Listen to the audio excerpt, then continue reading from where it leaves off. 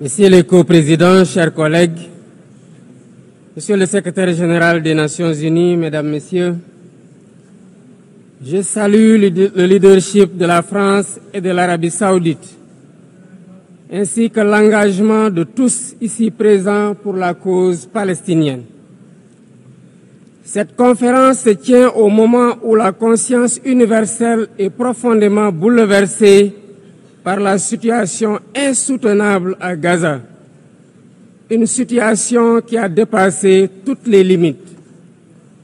Nous assistons à une tragédie indescriptible, aux allures d'un nettoyage ethnique. Devant tant d'inhumanité, se taire, ne pas agir, ce n'est pas une option. Ce serait même une complicité passive. Nous sommes là pour rappeler le sens des principes fondateurs des Nations Unies, la souveraineté des peuples, l'égalité des droits, la paix par la justice, le respect du droit international et la protection des populations civiles, même en temps de guerre. Autant de valeurs aujourd'hui anéanties dans les décombres de Gaza.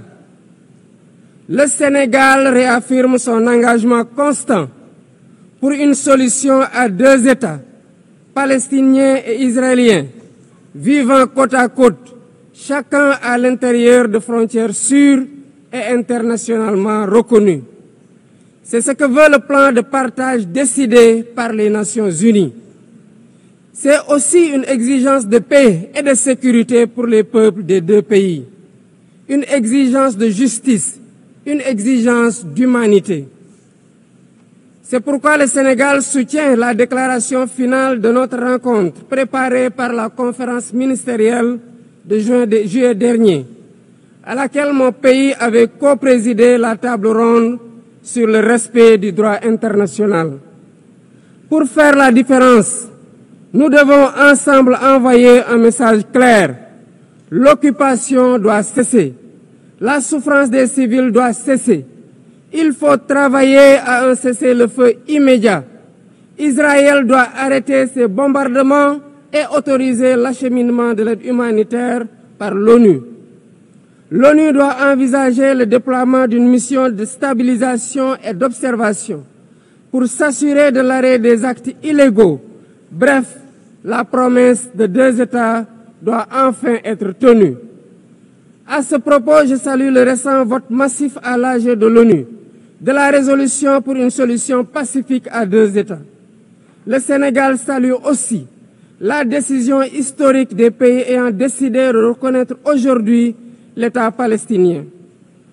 Président du Comité pour l'exercice inaliénable des droits du peuple palestinien, le Sénégal continuera de s'associer à toute initiative visant à favoriser le retour à une paix durable en terre palestinienne. J'en appelle à la conscience universelle.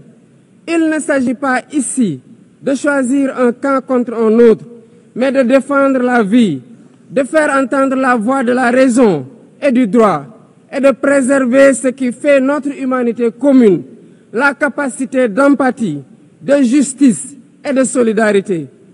Il est temps de prendre des mesures concrètes pour la création d'un État palestinien viable. Je vous remercie.